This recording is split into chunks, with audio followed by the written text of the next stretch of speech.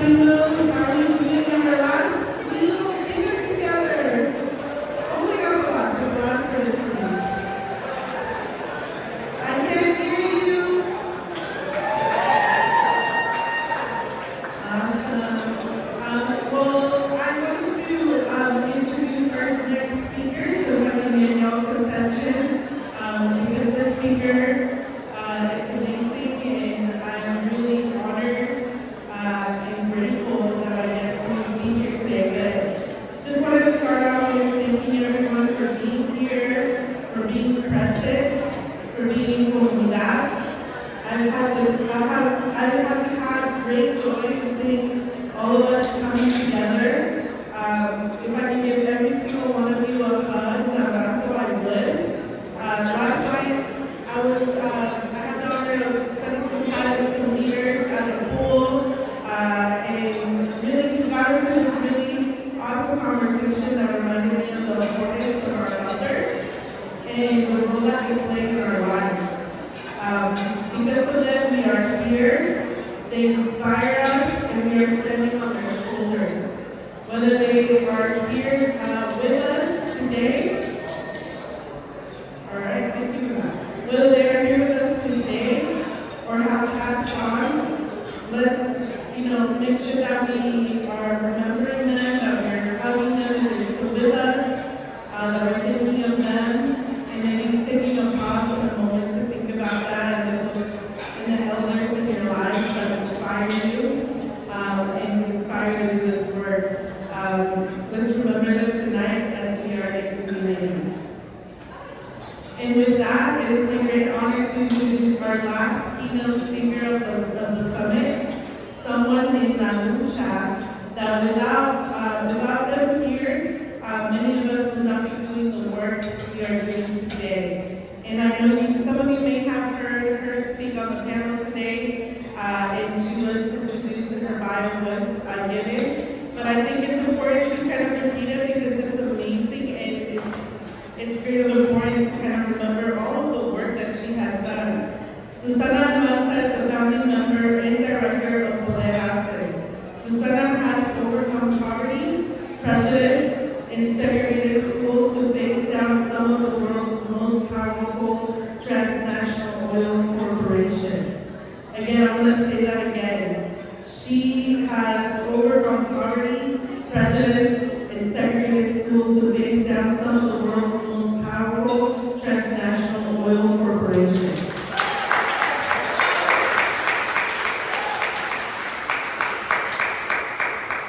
Susana is an indigenous person of the continent of America and resides in East Austin, Texas.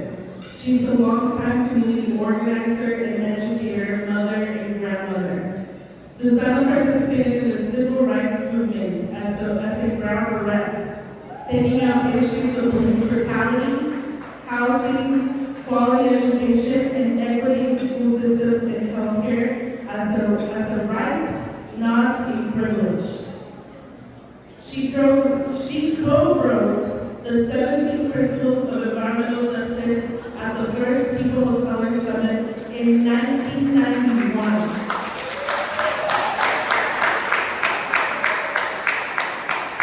It has been fighting against environmental racism for over 30 years. So again, without our elders, without us being able to stand on their shoulders, we would not be doing the work of environmental justice today. Susana Almanza is a proven leader and nationally recognized environmental justice activist. Susana has recently appointed to the White House Environmental Justice Advisory Council. Susana served on the City of Austin's Planning Commission, Parks and Recreation Board, Environmental Board, and the Community Development Commission. Please help me to give a really warm welcome and applause to Susana.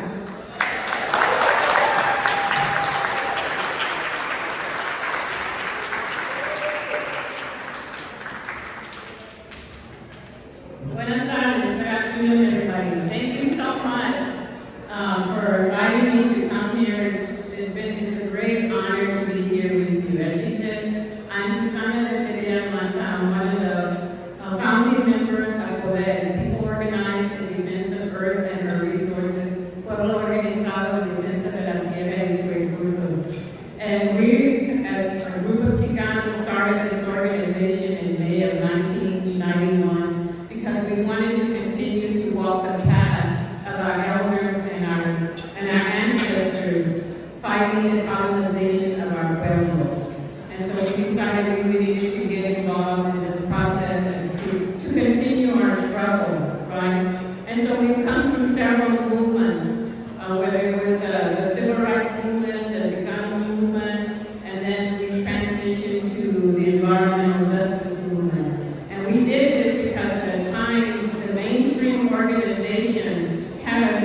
very narrow view of what the environment was. And we as people of color, Latinos and African Americans and Asians and Native people had to challenge their narrow view of what the environment was. Because the environment is where you live, work, play, and pray. It is interwoven with humanity. You cannot separate nature kind from humankind. So it was the people of color who redefined what the environment is today.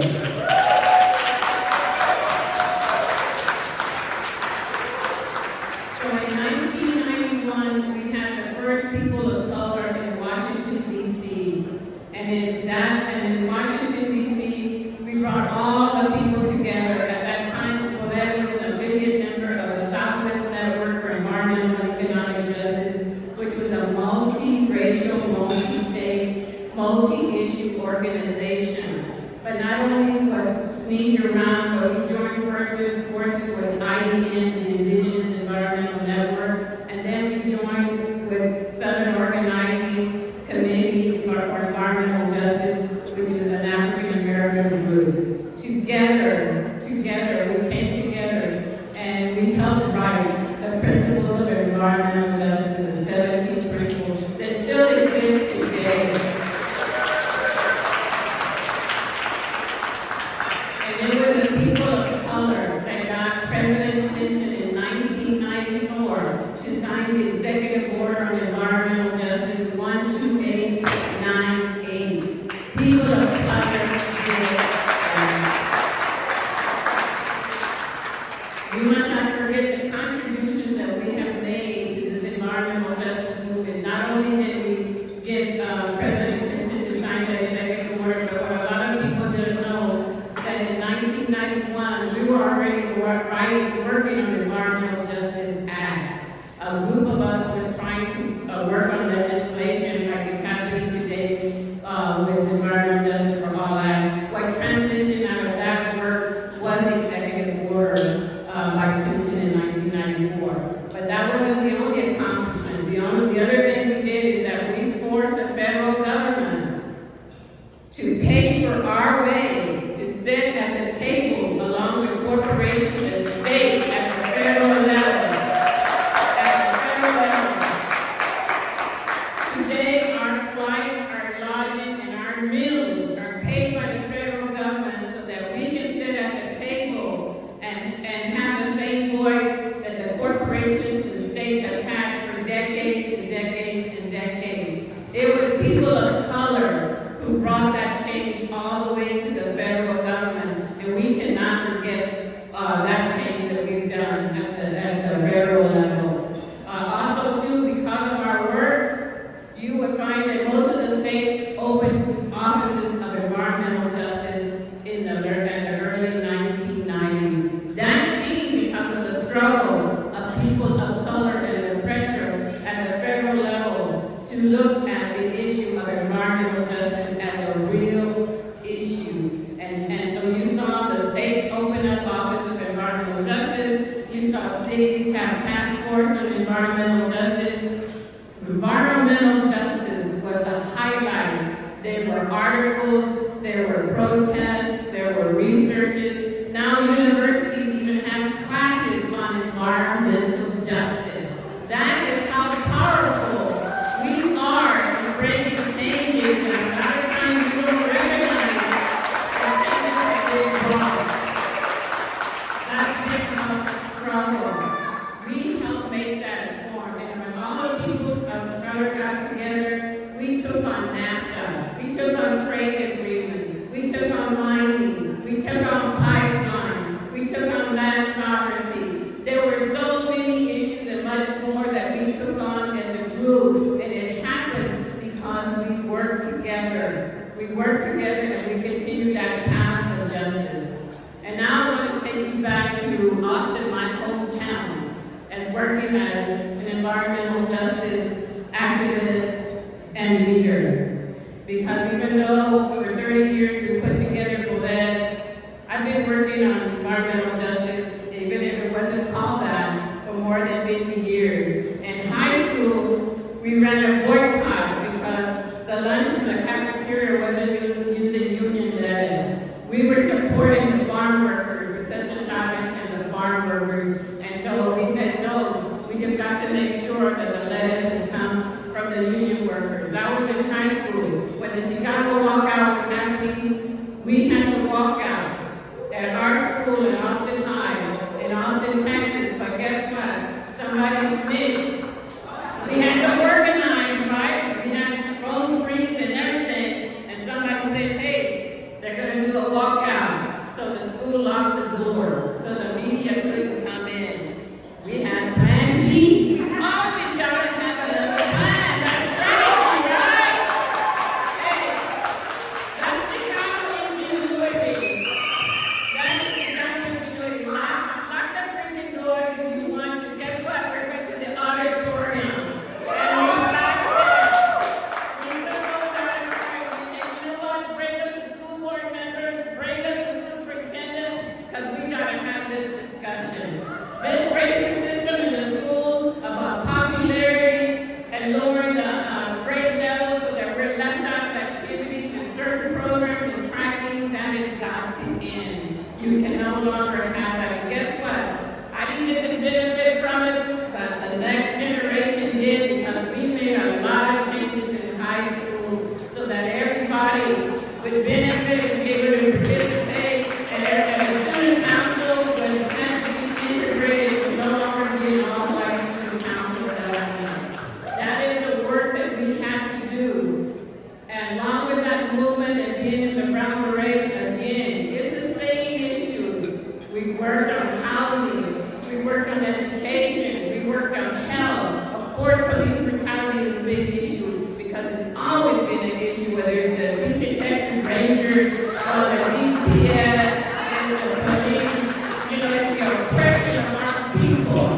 The same issues that we had when we were working on employment, communication, setting up our own newspapers, all of this, our own radio programs. The same thing, if you look today, they put together their Hispanic quality of life and they looked at the issues. It was the same issues that we've been working on, right? But we haven't given up, we've made progress, and we continue. So Poder decided we were going to take on the most hazardous facilities in our community that were impacting the health of our elders and our children in our community. So we took on the toxic tank farm, 6 giant corporations. You've heard of some of them? Some of them have married now. Exxon, Mobil, Texaco, Chevron, Gulf Coastal States.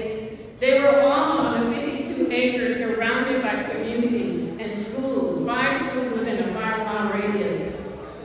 They were emitting benzene 720 times over the allowable rate. They were killing our people, poisoning our people with benzene, which is a known carcinogen known to cause cancer. So we had to organize the neighborhood. We created block captains. We did surveys. We made sure that we had a Spanish person spokesperson. We made sure that everybody, and then we had to reach out to our allies, to our so-called mainstream environmental groups and say, look, this is an environmental justice issue and you've got to get involved and support it. We don't want you to lead us because part of the environmental justice movement is we speak for ourselves. We speak for ourselves. So we don't want the white man to come in and conquer us. We want you to support us, to play a role with us. We need you, but we don't want for our people to say, no, they know more than us. They're better at talking. We're not going to participate. No, no, no. Tell me what the problem is. And they say, well, you know, it smells here. No, that's what I want you to say. That's all I want you to go testify. Testify the truth, how you really feel and how it's impacting you. Because we got to make sure that our people are representing themselves and their community. Because guess what? When the younger generation says, my grandma, my mom, my tia, my uncle, my cousin was there speaking, they have a mentor. We're mentoring the next generation to be speakers, to speak up. That's what we have to do is mentor the next generation. And when they see familia and families caring, they know it must be serious, right? And I'll tell you that winning. They were winning. They were winning. They were taking a stand. Once they realized what the harm was of those chemicals and that it was affecting their children, and then first thing they did is they got mad. The second thing they did, they got organized. And I'm going to tell you, we set history there because we started out in December 1991 when Dr. Eva saw the notice that mobile was going to expand, and she calls me up. And for that, we closed down. We followed the school calendar. So come December 16, we're closed. She calls me like December the 20th. She says, Susana, mobile is getting a permit. We need to go and research. I said, Sylvia, it's Christmas break. And she said, no, we gotta go. So there we were at the TCQ or TNRCC, they called it back then, doing research, and that's how we found how bad things really were. But from that time to doing the first toxic tour in Austin with state representatives, city council, county commissioners, presidents of PTAs, community leaders, and we got a bus and we went in the community and we let them get out, and the first thing they found they smelled was gasoline. It's like when you put gasoline in your car and then all of a sudden you get a whiff and you change, right? That's how it was. The community was living with that 24 hours a day, 365 days of the year. And we got those elected officials to come out there and talk with the community and see the contamination, the water that the kids were paying that had the sheen on it from the petroleum byproducts. They got busy. Senator Valientos asked for the Water Commission to come in. State Representative Maxey asked for air study. And all of these things started taking place. From the end of 2001 to 2003, we were victorious in closing down the toxic tank farms. That never happened. Giant corporations coming at us. And I don't have time to tell you the whole story, but we got subpoena. All of these things happened. IRS audited us.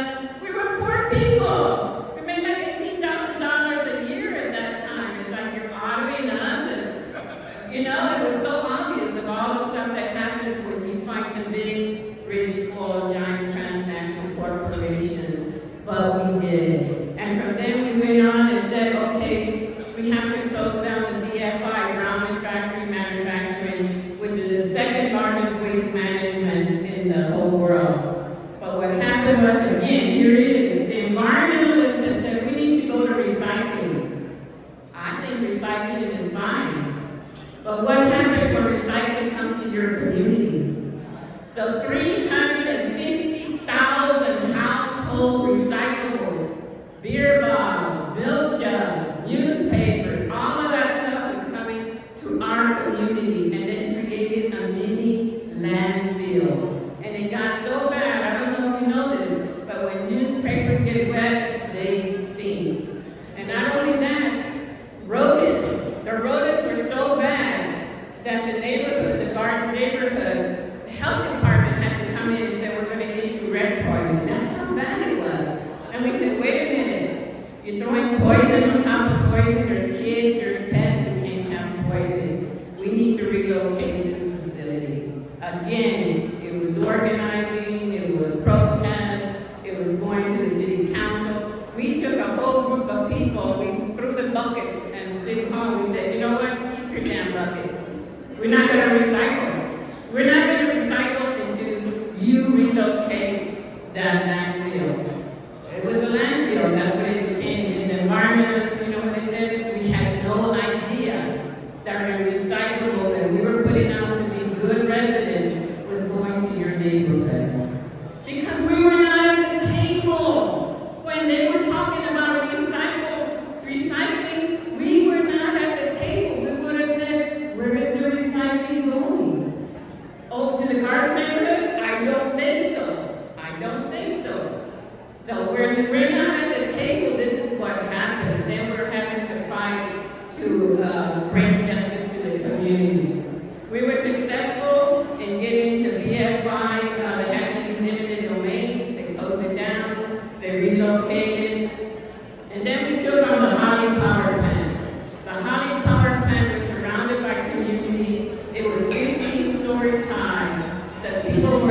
impacted by electromagnetic fields, noise pollution. The cut came in, and EPA said, the noise here is above the standard that you should expose residents to. The electromagnetic fields were above the standards that you should be exposing people to. We did a health survey, we went door to door. I tell you, the health survey is the most important thing if you're going to organize. Because people don't understand parts per million and all this other numbers, but they understand health. If you say this plant is impacting your health, you got cancer because of this plant, then people get, like I said, they get mad and then they get organized. And so we had to fight because it was a city power plant. We had to take on the city. And it was a long struggle and it was a long fight. But about 10 years later, we finally got the plant to close down, and I'll tell you what happened. They tried to be sneaky, so they said they didn't want anybody out there protesting or having a victory party, right? So they decided that they were going to cut off the power at 12 midnight. Well, guess what? We got a bunch of people, especially from all the churches who do their rosarios and bring their velas and everything. And we had a prayer vigil. We had a vigil outside of the hockey plant because it was about to die. And so we were out there with our velas, the ladies were doing their wrestles and everything. Right at midnight, I'm not kidding you, right at midnight it went. They turned it off and it went. It was over. It was over. We had closed down that power plant. And here's something more exciting. The next day the press called me and said, Susana, can you meet us down there at the Holly power plant? I said, yeah. They said, we want to do a story. And we were down there and these birds they were just chirping, and I had never seen so many birds they were talking to each other. They were celebrating. I don't know, but they were really talking, right? And she said, man, why are all these birds being so loud and chirping? I said, you don't get it? She said, no. I said, because all this time it was so noisy, they were having to scream at each other. And now that it's closed, they don't have to, but they don't realize it. They've been screaming all this time and we're to hear each other because of the noise of the power plant. And she went, oh, okay. And that was true because the people, when we go to surveys, we knock on the door, their TVs were real loud and their radios were real loud. And one of the questions we'd ask, does anyone here have a hearing problem? They go, what? Does anyone have a hearing problem? They go, oh, no. I think you do. But they did it to compensate for the noise. That was the Holly power plant. And we were victorious finally in closing that down. And all of these heavy industries, they're in our community. But when we look at what led the BF5s, the Holly power plants, the tank farm, what was allowing them to come into our communities? And the whole issue was zoning. Zoning, land use and zoning, that we know most scholars said has been the most racist tool that they've used against us. You can go in any city, in any state, and look at the whole topography and find out where they decided that people of color and low-income people were going to live. And it's either the other side of the highway, the other side of the railroad track, or where the river flows down. Because they're like, hey, we don't want all of that stuff flowing into our communities, right? And so they always look at this particular issue, and you look at the whole issue of the master plan. So the city of Austin had a master plan, which we call it Yes Master. Because in that master plan, they decided that all people of color and low income and anything that was hazardous would be located in our community. That's how we got it. And we got it through land use and zoning. And guess where it came? When you follow it in 1922, Congress passed the Standard State Zoning Act. In 1922, Congress had all the states in the city. There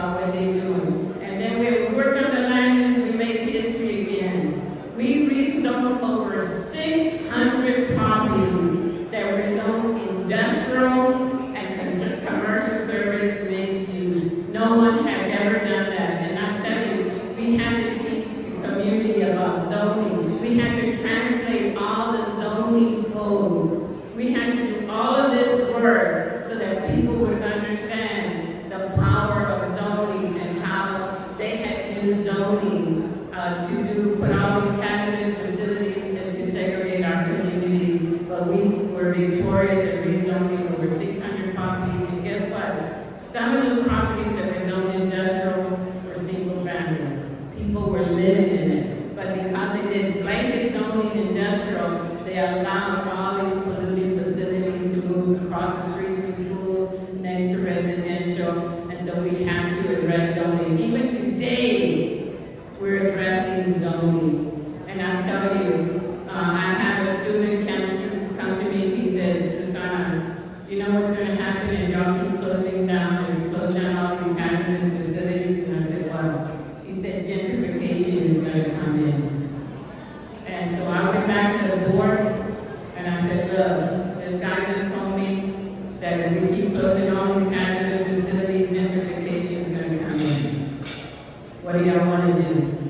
And they said, hell, we got to protect our elders and our children. We'll deal with gentrification later.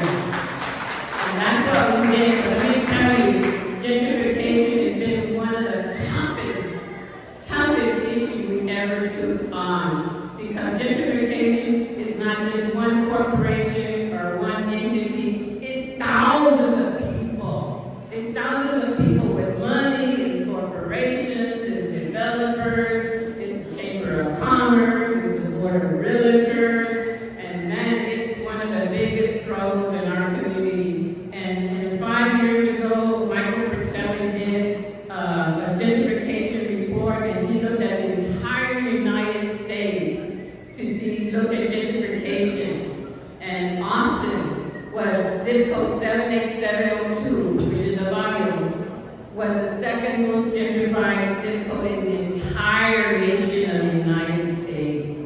That is what happened to our people. It was like a backlash because we no longer wanted to be exposed to hazardous and chemicals. They said, okay, you know what, we're going to come for your land now. We're going to come for your land now. And that's exactly what they did. And they did capitalism, racism on us.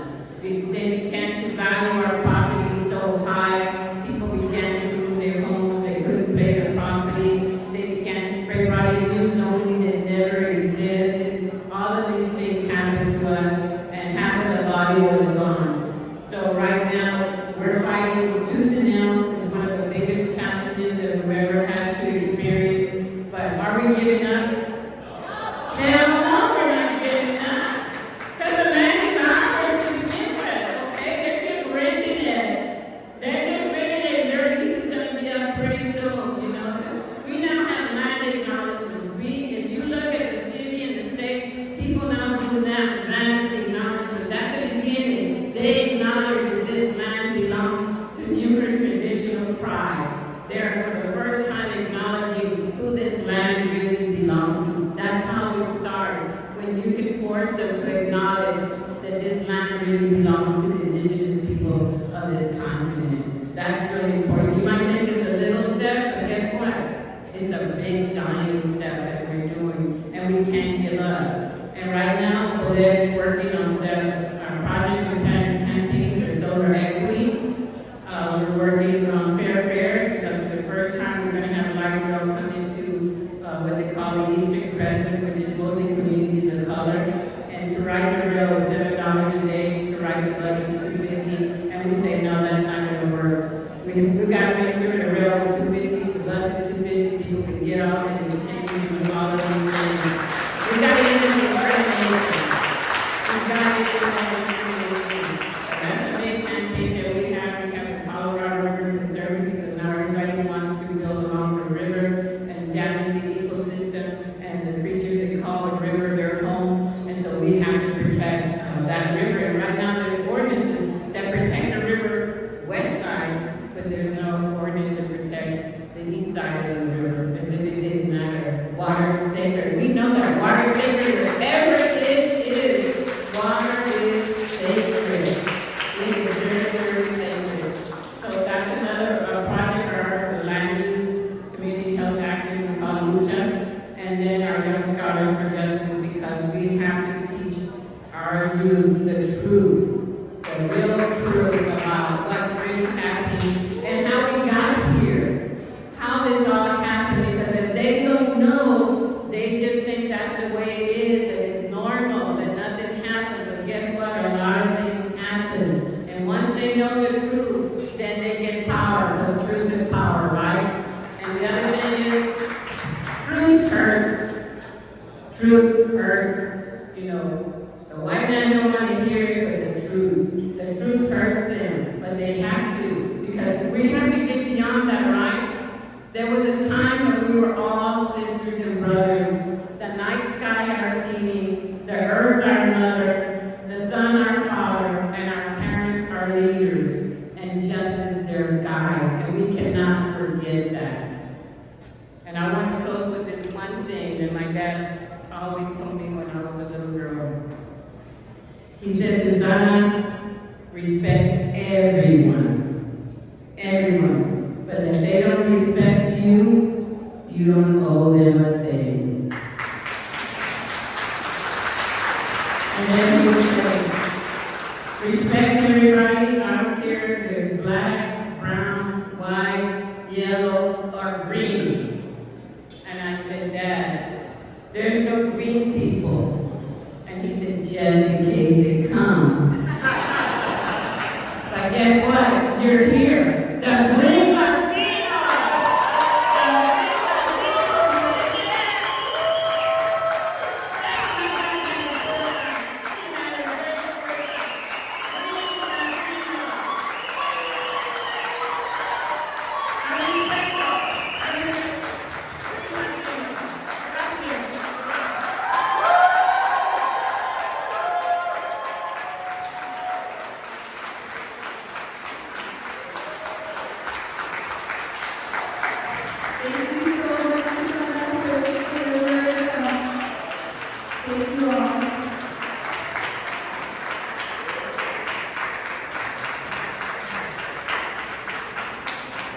Thank you, Susana. Being from Austin, I was born in Mexico, but I consider Austin home. Your words hit extra close to home, literally. So I appreciate you, Susana, and all your work. All right, y'all. I know we don't want to think about the end of our time together, but that is coming up pretty soon. We do have one last party together. That is our Selena tribute reception that is starting at 7:30.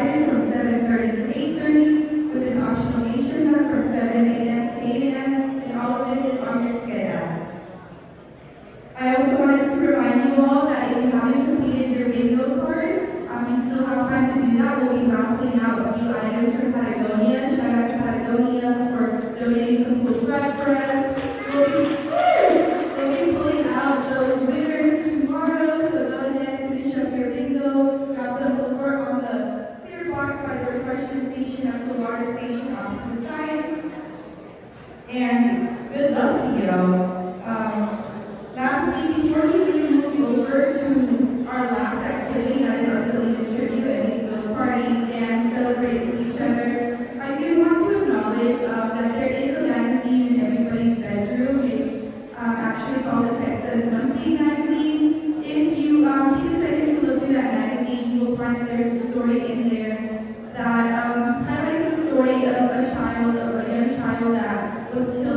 healthy, and I think that's definitely something worth mentioning, worth taking the time to read, because it definitely intersects with the work that we do. As we mentioned, our lives are constantly under attack, constantly in danger, and the more we learn, the more we know, the more we can help each other and be ready for action. So I wanted to mention that the magazine is available in everybody's hotel room if you're staying in La Cartera. You can take it with you. Yes, we have somebody holding it up. The magazine, that's what it looks like, and you're free to take that. So definitely want to take a second for us to acknowledge that and for you to also read and learn a little bit more. Thank you. Thank you for showing us what the magazine looks like also. But with that being said, I want to close out dinner. I want to thank Susana once again for the wonderful speech, the great words that were shared with us, and invite you all to start moving over to the reception room that is going to be one of the last rooms where we had our breakout sessions.